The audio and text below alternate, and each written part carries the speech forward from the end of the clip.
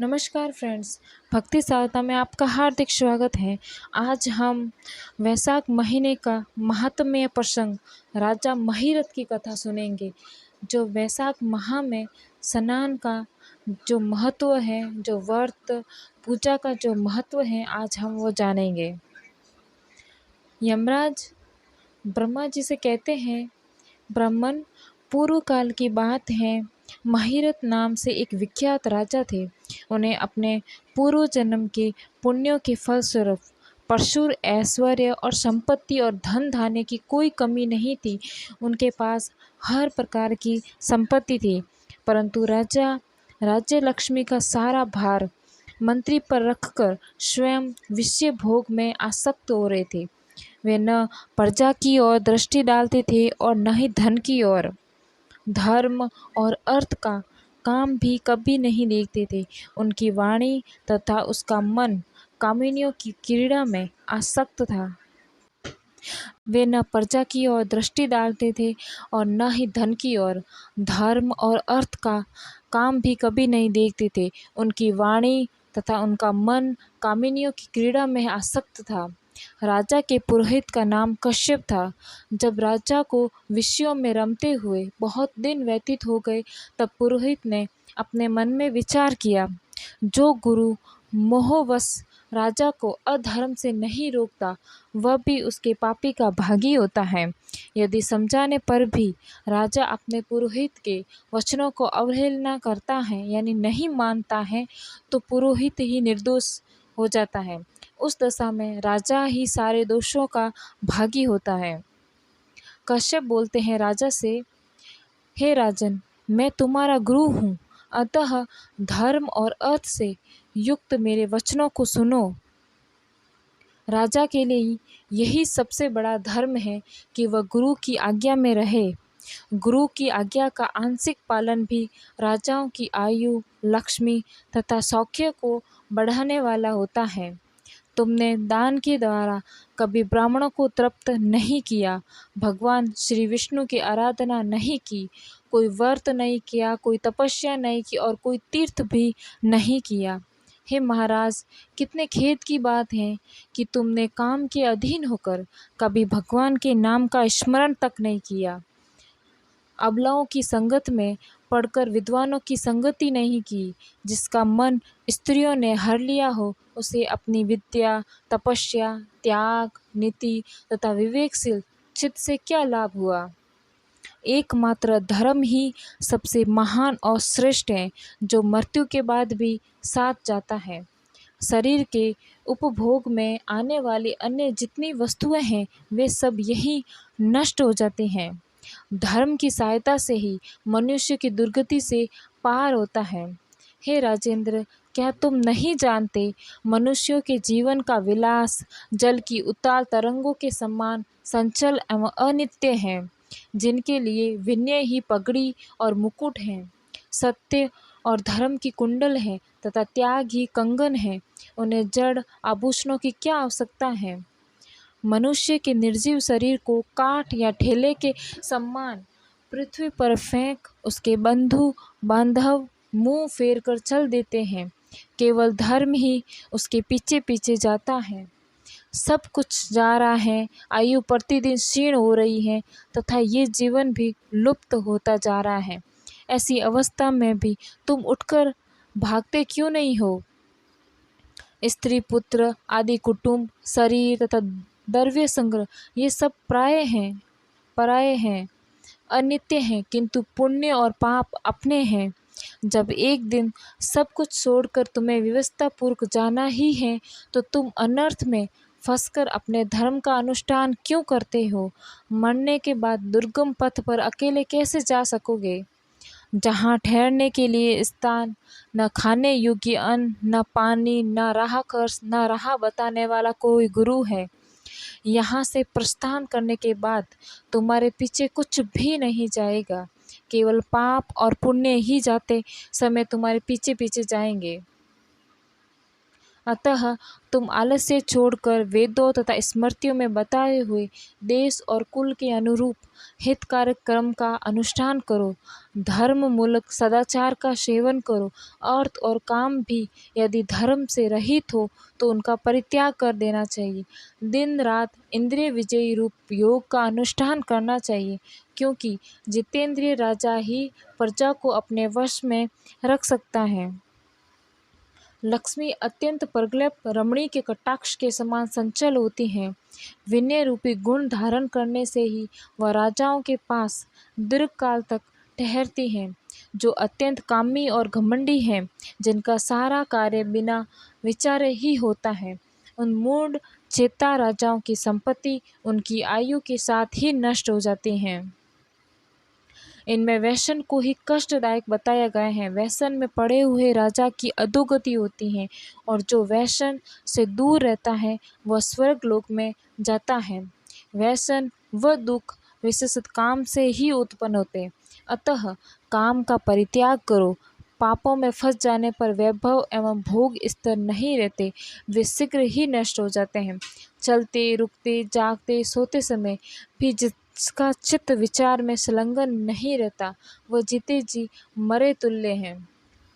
विद्वान पुरुष विषय चिंता छोड़कर समतापूर्ण स्थिर एवं व्यवहारिक युक्ति से परमार्थ का साधन करते हैं। जीव का चित्त बालक की भांति संचल होता है, अतः उससे बलपूर्वक काम में लेना चाहिए। हे राजन, धर्म के तत्वदर्शी वृद्ध पुरुषों की बुद्धि का सहारा ले पराबुद्धि के द्वारा अपने कुपथगामी चित्त को वश में करना चाहिए। लौकिक धर्म, मित्र, भाई बंधु, हाथ पैरों का चलाना, देशांतर में जाना, शरीर से कलेश करना, तीर्थ के लिए यत्न करना आदि कोई भी परम पद प्राप्ति में सहायता नहीं कर सकते। केवल परमात्मा में मन लगाकर उनका नाम जाप करने से ही उस पद की प्राप्ति होती है। इसलिए हे राजन, विद्वान पुरुष को उचित है कि वह विषयों में प्रवृत्त हुए चित्त को रोकने के लिए यत्न करें। यत्न से अवश्य ही वश में हो जाता है। यदि मनुष्य मोह में पड़ जाए तो स्वयं विचार करने में असमर्थ हो जाते हैं। उसे विद्वानों के पास जाकर प्रश्न करना चाहिए। वे पूछने पर यथोचित कर्तव्य का उपदेश देते हैं। कल्याण की इच्छा रखने वाले को हर एक उपाय से काम और क्रोध का निग्रह करना चाहिए, क्योंकि वे दोनों कल्याण का विघात करने के लिए उद्यत रहते हैं। राजन, काम बड़ा बलवान है। वह शरीर के भीतर रहने वाला महान शत्रु है। श्रेय की अभिलाषा रखने वाले पुरुष को उसके अधीन नहीं बोलना चाहिए। अंततः विधि पूर्वक पालन किया हुआ धर्म ही सबसे श्रेष्ठ है। इसलिए तुम धैर्य धारण करके धर्म का ही आचरण करो। ये श्वास बड़ा संचल है, जीवन उसी के अधीन है। ऐसी स्थिति में कौन मनुष्य धर्म के आचरण में विलंब करेगा। राजन, जो वृद्धावस्था को प्राप्त हो चुका है, उसका चित्त भी इन निषिद्ध विषयों की ओर से नहीं हटता। हाँ, ये कितने शोक की बात है पृथ्वीनाथ। इस काम के मोह में पड़कर तुम्हारी सारी उम्र व्यर्थ बीत गई। अब भी तो अपने हित साधनों में लगो। राजन, तुम्हारे लिए सर्वोत्तम हित की बात कहता हूँ, क्योंकि मैं तुम्हारा पुरोहित और तुम्हारे भले बुरे कर्मों का भागी हूँ। मुनीश्वरों ने ब्रह्म हत्या, सुरापान, चोरी, गुरु पत्नी गमन आदि महापाप किए हैं। उनमें से मनुष्यों द्वारा मन, वाणी और शरीर से भी किए हुए जो पाप हैं, उन्हें वैशाख मास समाप्त कर देता है। जैसे सूर्य अंधकार को नाश करता है, उसी प्रकार वैशाख मास पाप रूपी महान अंधकार को सर्वथा नष्ट कर डालता है। इसलिए तुम विधि पूर्वक वैशाख का व्रत पालन करो। हे राजन, मनुष्य वैशाख मास की विधि के अनुष्ठान द्वारा होने वाले पुण्य के प्रभाव से जन्म भर के किए हुए घोर पापों का परित्याग करके परम धाम को प्राप्त होता है। इसलिए महाराज, तुम भी इस वैशाख मास में प्रातः स्नान करके विधि पूर्वक भगवान मधुसूदन की यानी कि विष्णु जी की पूजा करो। जिस प्रकार कूटने छाँटने की क्रिया से चावल की भूसी छूट जाती है, मांजने से तांबे की कालिक मिट जाती है, उसी प्रकार शुभ कर्म का अनुष्ठान करने से पुरुष के अंतःकरण का मल धुल जाता है। राजा ने कहा, सौम्य स्वभाव वाले गुरुदेव, आपने मुझे वह अमृत पिलाया है जिसका आविर्भाव समुद्र से नहीं हुआ है। आपका वचन संसार रूपी रोग का निवारण तथा दुर्व्यसन से मुक्त करने वाला द्रव्य भिन्न औषध है। आपने कृपा करके मुझे आज इस औषध का पान कराया है। सत्पुरुषों का समागम मनुष्यों को हर्ष प्रदान करने वाला, उनके पापों को दूर भगाने वाला, जरा मृत्यु का अपहरण करने वाली संजीवनी बूटी है। इस पृथ्वी पर जो जो मनोरथ दुर्लभ माने गए हैं, वे सब यहाँ साधु पुरुषों के संग से प्राप्त होते हैं। जो पापों का अपहरण करने वाले सत्संग की गंगा में स्नान कर चुका है, उसे दान, तीर्थ, सेवन, तपस्या तथा यज्ञ करने की क्या आवश्यकता है। हे प्रभु, आज के पहले मेरे मन में जो जो भाव उठते थे, वे सब केवल काम सुख के प्रति लोभ उत्पन्न करने वाले थे, परंतु आज आपके दर्शन से तथा वचन सुनने से उनमें विपरीत भाव आ गया। मूर्ख मनुष्य एक जन्म के सुख के लिए हजारों जन्मों का सुख नष्ट करता है, और विद्वान पुरुष एक जन्म से हजारों जन्म बना लेता है। हाय, कितने खेद की बात है कि मुझे मूर्ख ने अपने मन को सदा काम जनित रस के आस्वादन सुख में ही फंसाए रखने के कारण भी कभी कुछ भी आत्म कल्याण का कार्य नहीं किया। मेरे मन का कैसा मोह है, जिससे मैंने स्त्रियों के फेर में पड़कर अपनी आत्मा को घोर विपत्ति में डाल दिया, जिसका भविष्य अत्यंत दुखमय है तथा जिसे पार पाना बहुत ही कठिन है। हे भगवान, आपने स्वतः संतुष्ट होकर अपनी वाणी से आज मुझे मेरी स्थिति का बोध करा दिया। अब उपदेश देकर मेरा उद्धार कीजिए। पूर्व जन्म में मैंने कोई पुण्य किया था जिससे आपने मुझे बोध कराया है। आपके शरणों की धूलि से आज मैं पवित्र हो गया। वक्ताओं में श्रेष्ठ अब आप मुझे वैशाख माह की विधि बताए। कश्यप जी बोले, हे राजन, बुद्धिमान पुरुष को चाहिए कि वह बिना पूछे अथवा अन्यायपूर्वक पूछने पर किसी को उपदेश न दे। लोक में जानते हुए भी जड़वत अनजान की भांति आचरण करें, परंतु विद्वानों, शिष्यों, पुत्रों, श्रद्धालु पुरुषों को उनके हित की बात कृपापूर्वक बिना पूछे भी बतानी चाहिए। राजन, इस समय तुम्हारा मन धर्म में स्थित हुआ है, अतः तुम्हें वैशाख स्नान के उत्तम व्रत का पालन कराऊंगा। तदंतर पुरोहित कश्यप ने राजा महिरथ से वैशाख मास में स्नान, दान और पूजन कराया। शास्त्र में वैशाख स्नान की जैसी विधि उन्होंने देखी थी, उसका पूरा पूरा पालन कराया। राजा महिरथ ने भी गुरु की प्रेरणा से उस समय विधि पूर्वक सब नियमों का पालन किया तथा माधव मास का भी जो जो विधान था उन्हें बताया, वो आदरपूर्वक सुना। उन नरप श्रेष्ठ ने प्रातः का स्नान करके भक्ति भाव के साथ पाद्य और अर्घ्य आदि देकर श्री हरि का पूजन किया और हरि को भोग लगाया। यमराज कहते हैं, ब्राह्मण, तत्पश्चात राजा के ऊपर काल की दृष्टि पड़ी। अधिक मात्रा में रति का सेवन करने से उन्हें क्षय का रोग हो गया था, जिससे उनका शरीर अत्यंत दुर्लभ हो गया। अंतोगत्वा उनकी मृत्यु हो गई। उस समय मेरे तथा भगवान विष्णु के दूत भी उन्हें लेने पहुँचे। विष्णु दूतों ने, ये राजा धर्मात्मा हैं, यो कहकर मेरे सेवकों को डांटा और स्वयं राजा को विमान पर बैठाकर वैकुंठ लोक में ले गए। वैशाख माह में प्रातः का स्नान करने से राजा का पाप नष्ट हो चुका था। भगवान विष्णु के दूत अत्यंत चतुर होते हैं। वे भगवान की आज्ञा के अनुसार राजा महिरथ को नरक मार्ग के निकट से ले चले और वहाँ से जाते जाते राजा ने नरक में पकाए जाने के कारण घोर चित्कार करने वाले नरकीय जीवों का आर्तनाद सुना, उनकी दुखी भावना को सुना। उनके क्रंदन को बड़ा भयंकर था। जो पापियों को वहाँ दंड मिलता था, उनका रोने की आवाज़ें सुनकर राजा को बड़ा विस्मय हुआ, उन्हें बहुत दुख हुआ। वे अत्यंत दुखी होकर दूतों से बोले, जीवों के करहाने की ये भयंकर आवाज़ क्यों सुनाई दे रही है? इसमें क्या कारण है? आप लोग सब बातें बताने की कृपा करें। विष्णुदूत बोले, जिन प्राणियों ने धर्म की मर्यादा का परित्याग किया है, जो पापाचारी एवं पुण्यहीन है, जिसने भयंकर पाप किए हैं, वही भयंकर नरकों में डाले गए हैं। पापी मनुष्य प्राण त्याग के पश्चात यमलोक के मार्ग में आकर भयानक दुख भोगते हैं। यमराज के भयंकर दूत इन्हें उधर उधर घसीटते हैं और वे अंधकार में गिर पड़ते हैं। उन्हें आग में जलाया जाता है, उनके शरीर में कांटे चुभाए जाते, उनके आरी से चीरा जाता तथा भूख प्यास से पीड़ित रहते हैं। पीप और रक्त की दुर्गंध के कारण उन्हें बार बार मूर्छा आ जाती है। कहीं वे खोलते हुए तेल में डाले जाते हैं, कहीं उन पर मुसलों की मार पड़ती है और कहीं तपाए हुए लोहे की चिल्लाओं पर डालकर उन्हें पकाया जाता है। कहीं वमन, कहीं पीप, कहीं रक्त उन्हें खाने को मिलता है।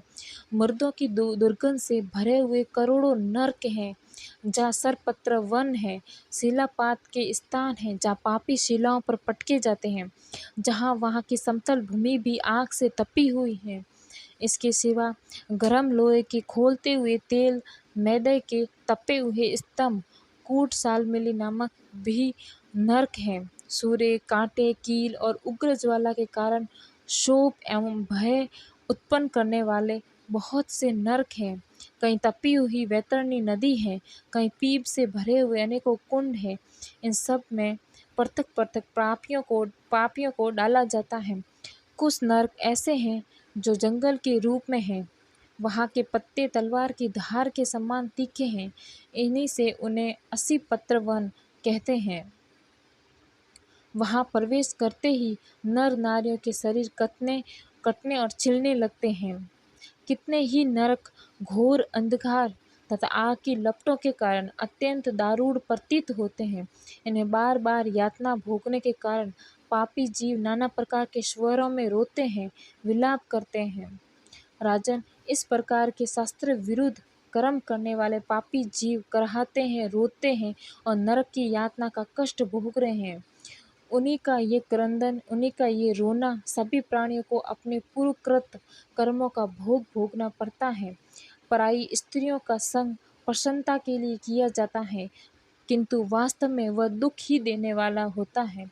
2 घड़ी तक किया हुआ विषय सुख का आस्वादन अनेक कल्पों तक दुख देने वाला होता है। हे राजन, तुमने वैशाख मास में प्रातः स्नान किया, उसकी विधि का पालन करने से तुम्हारे शरीर पावन बन गया। उससे छूकर बहने वाली वायु का स्पर्श पाकर ये क्षण भर के लिए सुखी हो गए हैं। तुम्हारे तेज से इन्हें बड़ी तृप्ति मिल रही है। इसी से अब नरकवर्ती जीव कराहना छोड़कर चुप हो गए हैं। पुण्यवानों का नाम भी यदि सुना या उच्चारण किया जाए तो सुख का साधक होता है तथा उसे सूख कर चलने वाली वायु भी शरीर पर लगने वाला बड़ा सुख देती हैं। यमराज कहते हैं, करुणा के सागर राजा महिरथ अद्भुत कर्म करने वाला भगवान विष्णु के दूतों को उपयुक्त बात सुनकर गर्वित हो उठे बैठे। निश्चय ही साधु पुरुषों का हृदय मक्खन के समान होता है। जैसे नवनीत आग की आंच पाकर पिघल जाता है, उसी प्रकार साधु पुरुषों का हृदय भी दूसरों के संताप से होकर द्रवित हो उठता है। उस समय राजा ने दूतों से कहा। राजा बोले, इन्हें देखकर मुझे बड़ी व्यथा हो रही है। मैं इन व्यथित प्राणियों को छोड़कर जाना नहीं चाहता। मेरी समझ में सबसे बड़ा पापी वही है जो समर्थ होते हुए भी वेदनाग्रस्त जीवों का शोक दूर न कर सके। यदि मेरे शरीर को सूखकर बहने वाली वायु के स्पर्श से ये जीव सुखी हुए हैं, तो आप लोग मुझे उसी स्थान पर ले चलिए, क्योंकि चंदन वृक्ष की भांति दूसरों के ताप दूर करके उन्हें सुख प्रदान करते हैं तथा जो परोपकार के लिए स्वयं कष्ट उठाते हैं वही पुण्यात्मा हैं। संसार में वे ही संत हैं जो दूसरों के दुखों का नाश करते हैं तथा पीड़ित जीवों की पीड़ा को दूर करने के लिए जिन्होंने अपने प्राणों को तिनके के समान न्यौछावर कर दिया है। जो मनुष्य सदा दूसरों की भलाई के लिए उद्यत रहते हैं, उन्होंने ही इस पृथ्वी को धारण कर रखा है। जहाँ सदा अपने मन को ही सुख मिलता है, वह स्वर्ग भी नरक के ही समान है। अतः साधु पुरुष सदा दूसरों के सुख से ही सुखी होते हैं। या नर्क में गिरना अच्छा, प्राणों से वियोग हो जाना भी अच्छा, किंतु पीड़ित जीवों को पीड़ा दूर किए बिना एक क्षण भी सुख भोगना ये अच्छा नहीं है। दूत बोले, हे राजन, पापी पुरुष अपने कर्मों का ही फल भोगते हैं और भोगते हुए नरक में पकाए जाते हैं। जिन्होंने दान दान यज्ञ पुण्य तीर्थ और स्नान नहीं किया, मनुष्य का उपकार तथा कोई उत्तम पुण्य नहीं किया, वे ही परलोक में आने पर घोर नरकों में पकाए जाते हैं। जिनका शील स्वभाव दूषित है, जो दुराचारी व्यवहार में निंदित हैं, दूसरों की बुराई करने वाले एवं पापी हैं, वे ही नरकों में पड़ते हैं। जो पापी अपने मरभेदी वचनों से दूसरों का हृदय क्षीण कर डालते हैं, जो पराई स्त्रियों के साथ विहार करते हैं, जो नरकों में पकाए जाते हैं, जो दूसरों की निंदा करते हैं। महाभाग भूपाल, आओ अब भगवान के धाम को चलें। तुम पुण्यवान हो, अतः अब तुम्हारा यहाँ ठहरना उचित नहीं है। राजा ने कहा विष्णुदूत से, यदि यदि मैं पुण्यात्मा हूँ तो इस महाभयंकर यातना मार्ग में कैसे लाया गया? मैंने ऐसा कौन सा पाप किया तथा किस पुण्य के प्रभाव से मैं विष्णु धाम को जाऊँगा? आप लोग मेरे इस संशय का निवारण करें।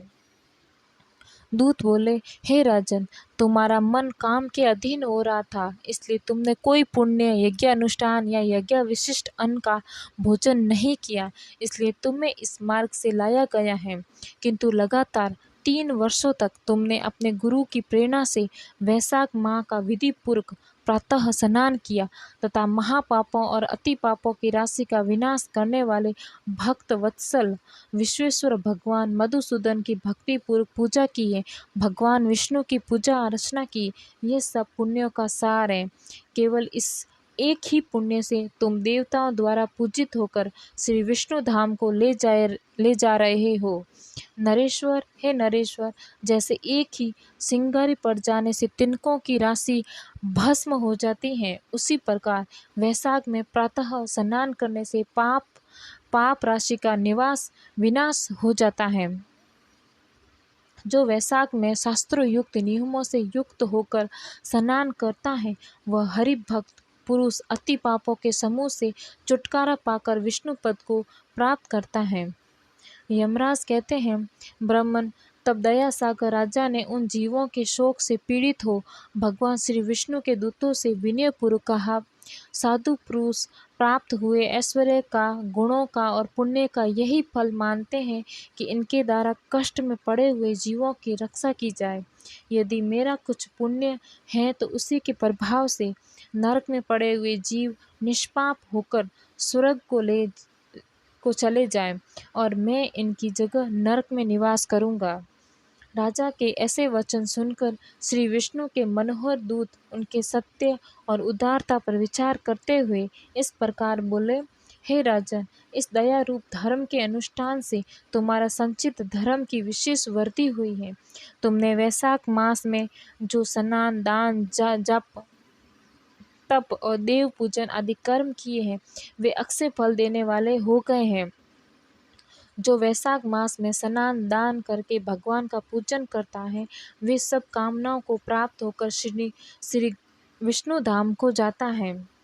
एक और तप दान यज्ञ आदि की शुभ क्रियाओं और एक और विधि पूर्वक उच्च आचरण में लाया हुआ वैशाख मास का व्रत हो तो ये वैशाख मास ही महान है। हे राजन, वैशाख मास के एक दिन का भी पुण्य है, वह तुम्हारे लिए सब दानों से बढ़कर है।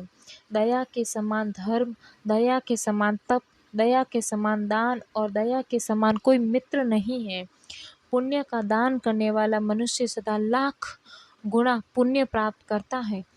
तुम्हारी दया के कारण धर्म की अधिक वृद्धि हुई है। जो मनुष्य दुखित प्राणियों को दुख से उद्धार करता है, वही संसार में पुण्यात्मा है। उसे भगवान नारायण के अंश से उत्पन्न हुआ समझना चाहिए।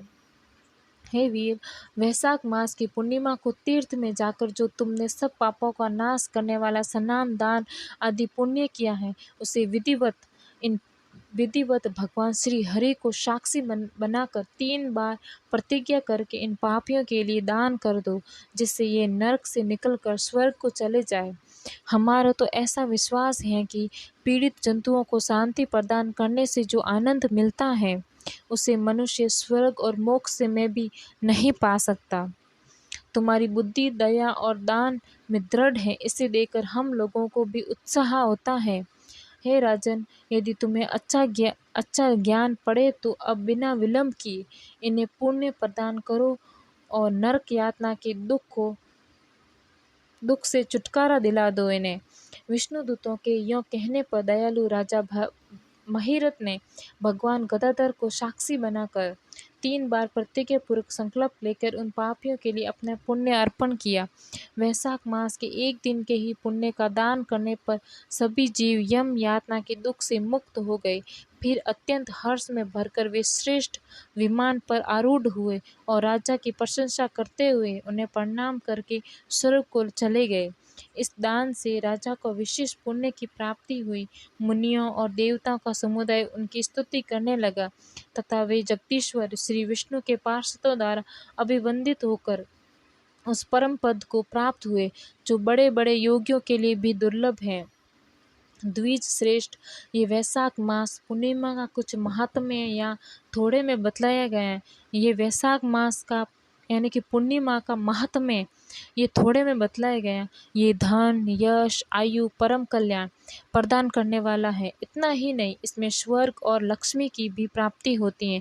ये प्रशंसनीय महात्म्य अंतःकरण को शुद्ध करने वाला, पापों को धो डालने वाला है। माधव मास का ये महात्म्य भगवान माधव को अत्यंत प्रिय है। राजा महिरथ का चरित्र और हम दोनों का संवाद सुनने, पढ़ने और विधिपूर्वक अनुमोदन करने से मनुष्यों को भगवान की भक्ति प्राप्त होती है, जिससे समस्त क्लेशों का नाश होता है। सूत जी कहते हैं, धर्मराज की ये बात सुनकर वह ब्राह्मण उन्हें प्रणाम करके चला गया। उसने भूतल पर प्रतिवर्ष स्वयं तो वैशाख स्नान की विधि का पालन किया ही दूसरों से भी कराया। ये ब्राह्मण और यम का संवाद मैंने आप लोगों से वैशाख के पुण्य में स्नान के प्रसंग में सुनाया है। एक चित्त होकर वैशाख मास के महात्म्य का श्रवण जो वैशाख मास के महात्म्य को सुनाता है, वह सब पापों से मुक्त होकर श्री विष्णु के परम पद को प्राप्त करता है। वीडियो अच्छा लगे तो लाइक करें, शेयर करें, सब्सक्राइब करें। धन्यवाद।